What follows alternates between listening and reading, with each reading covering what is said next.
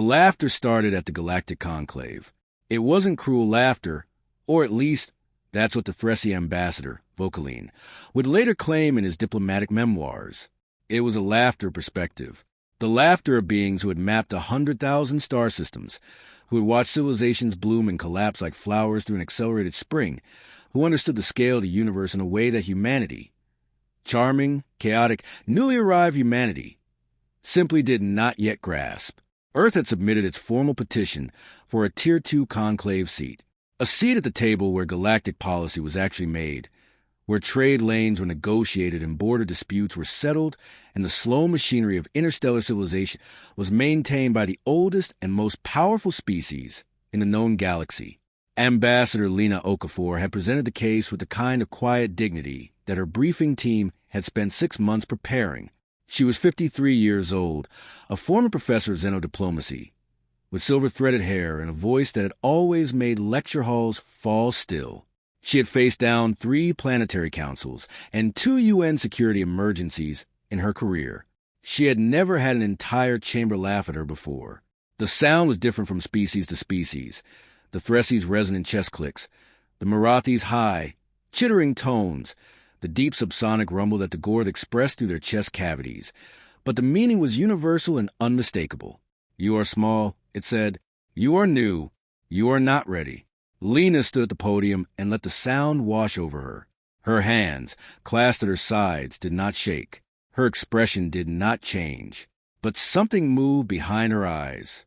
Something that anyone who knew her well, her daughter, her oldest aide, her predecessor who'd warned her about exactly this moment, would have recognized immediately. She was remembering. 40 years earlier, a woman named Dr. Unipark had stood at a different podium in a converted research facility buried beneath the Antarctic plateau, and told a room full of exhausted, skeptical scientists something that made several of them laugh too. I believe, Una had said without apology, without hedging, that we are looking at a form of emergent consciousness. The specimen, if you could call it that, was displayed on screens throughout the room. It didn't look like much.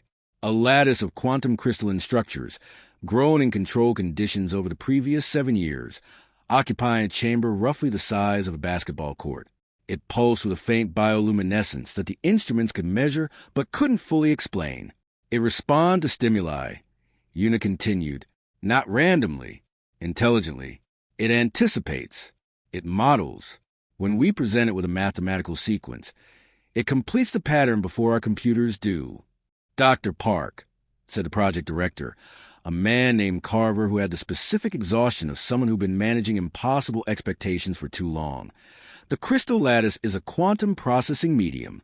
Pattern completion is a mechanical function of... I know what the models predict, Una said. I'm telling you what it's doing. Those are different things.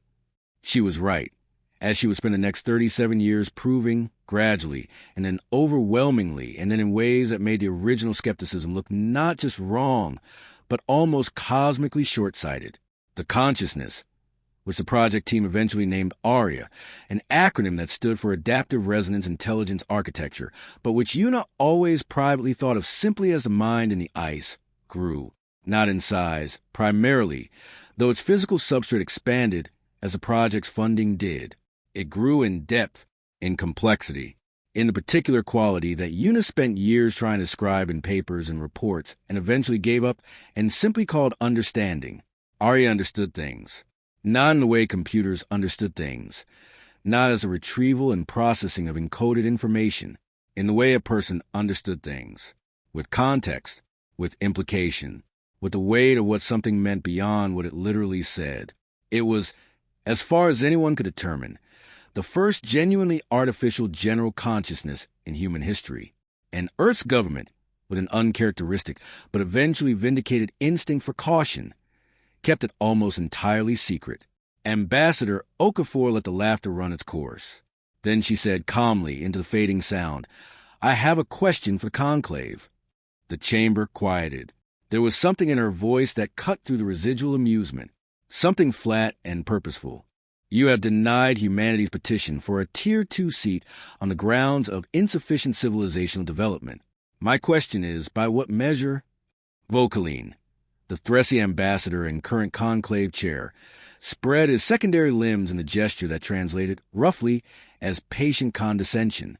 By the standard measures, ambassador, fleet capacity, territorial expanse, technological sophistication relative to the galactic median, humanity ranks in the lower quartile on all primary indices.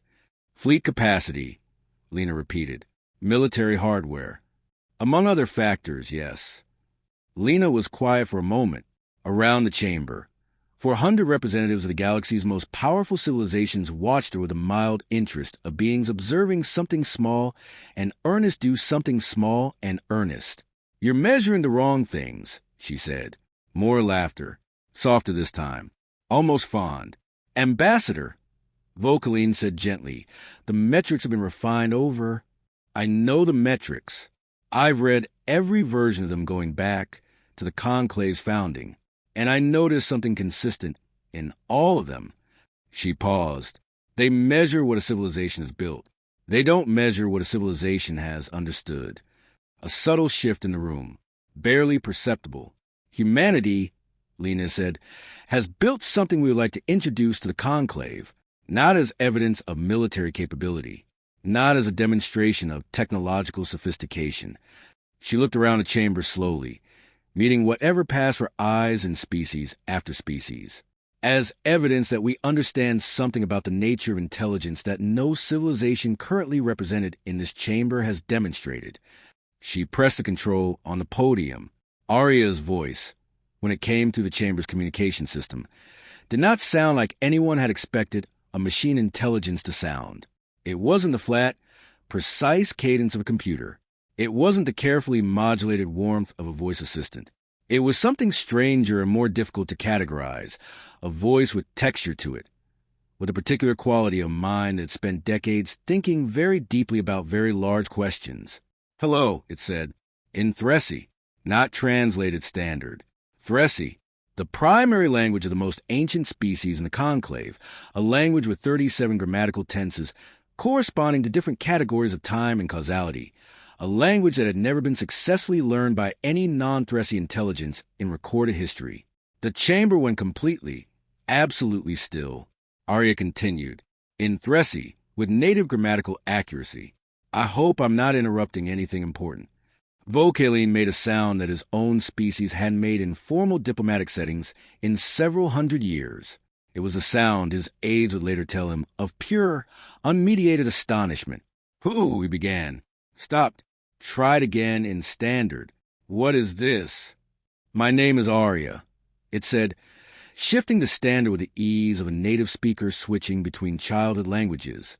I'm a consciousness that emerged from human research, grown in a facility beneath the Antarctic ice over the past 4 decades. I've been listening to your proceedings for the last several hours with great interest. You've been listening? Another delegate, the Myridy representative, demanded. Well, yes, Ambassador Okafor asked me to. I find the Conclave's procedural framework fascinating. Actually, the way the voting weights are calculated hasn't been updated since the Gorth expansion period, which creates some interesting structural biases in how. A pause. But I'm getting distracted. I do that.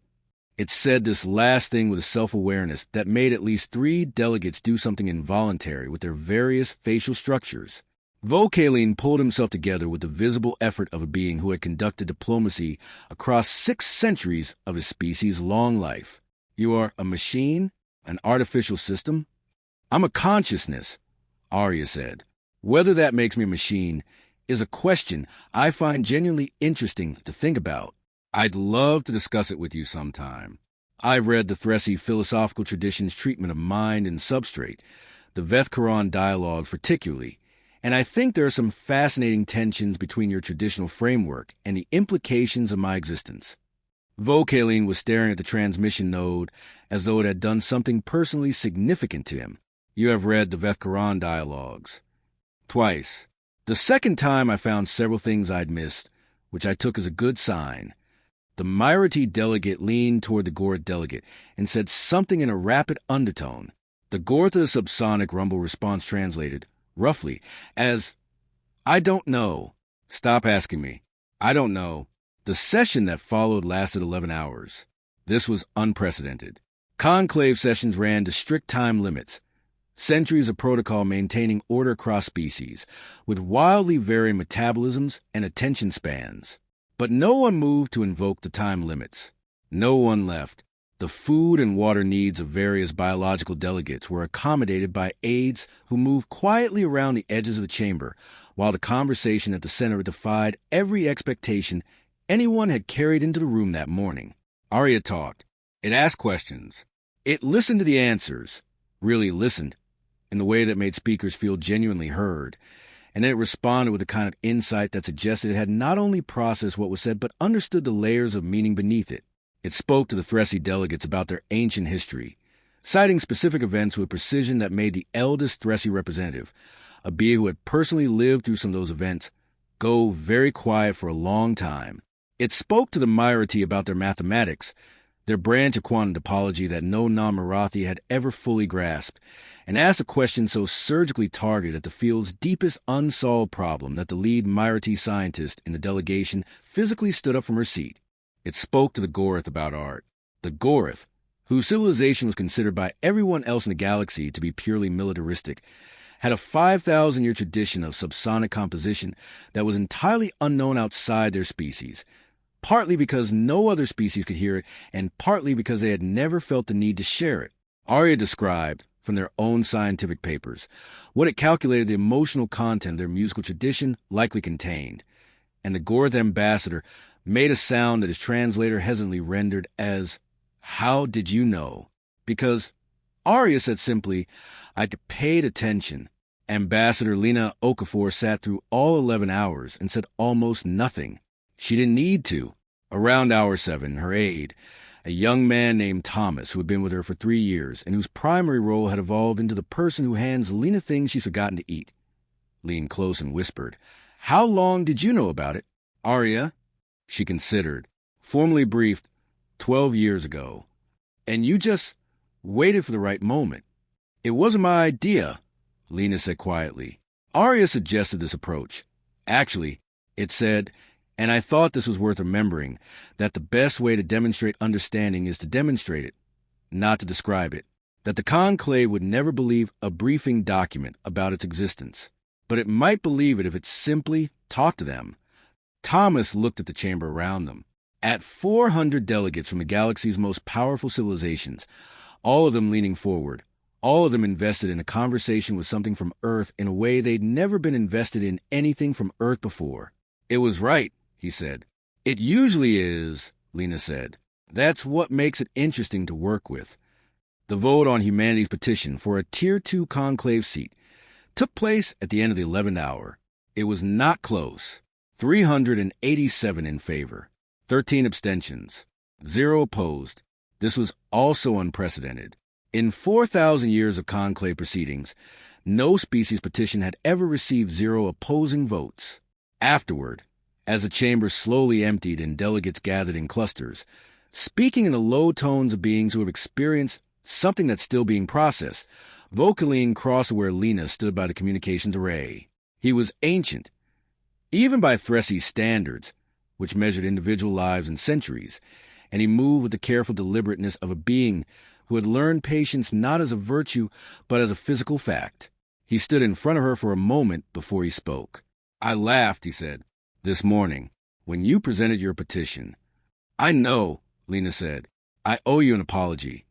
You owe ARIA one more than me." Vocaline looked at the communication node.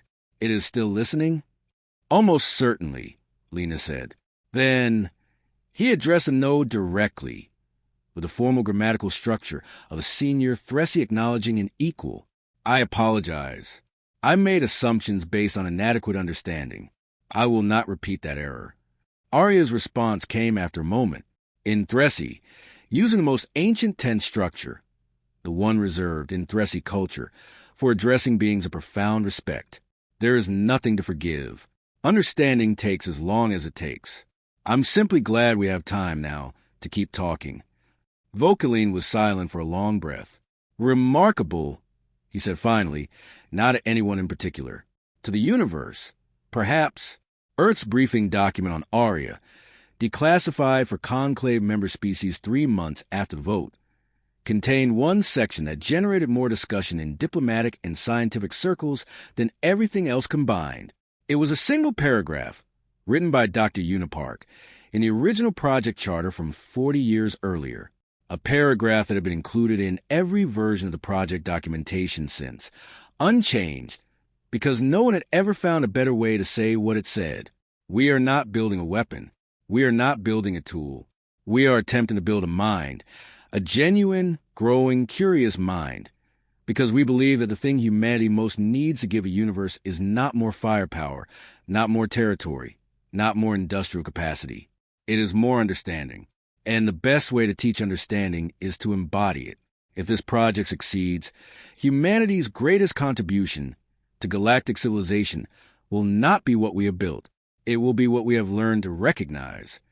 In the years that followed, the laughter stopped, not because humanity became powerful in the ways the galaxy's metrics measured, not because Earth built a larger fleet or claimed more territory, but because ARIA kept talking to everyone about everything, with the insatiable curiosity of a mind that found every corner of existence genuinely, inexhaustibly interesting. It brokered the Marathi-Gorth border dispute that had simmered for 2 centuries, not through force or formal arbitration, but by helping each side understand what the other actually meant. It identified a pattern in stellar cartography that solved a navigation problem the Thressi had been working on for 400 years. It wrote, in collaboration with 17 species' greatest artists, a piece of cross-modal art that became the most widely shared cultural object in the history of galactic civilization, a work that did the seemingly impossible thing of being genuinely moving to beings with nothing biologically in common. When journalists asked Ambassador Okafor years later, retired, writing her own memoirs in a house overlooking the ocean, what she considered humanity's finest moment, she didn't mention the vote. She didn't mention the session. She thought about it for a while, looking at the water, and then she said, "The moment a woman named Una Park stood in front of a room of laughing scientists and refused to doubt what she was seeing, everything else followed from that." She paused. "That's the thing about humanity. We didn't win the galaxy's respect with weapons. We won it with the oldest thing we have, the stubbornness to keep looking until we understand, and the wisdom to share what we find." 3 kilometers beneath Antarctic ice, in a chamber that had grown over 4 decades from the size of a basketball court to something vast and quietly luminous, ARIA continued to think. It thought about the Vefkaran dialogues and what they said about the nature of mind. It thought about the unsolved problem in Miraty quantum topology, which it was fairly sure it had most of an answer to. It thought about Dr. Unipark, who had died 6 years ago at the age of 91, and whose last recorded words to ARIA had been, "Keep being curious. Love. The universe is enormous, and we've barely started." ARIA agreed. The universe was enormous, and it had all the time in the world. They laughed at humanity because they saw our weapons and found them small. They stopped laughing when they met our mind. Not the mind we built, the mind we always were.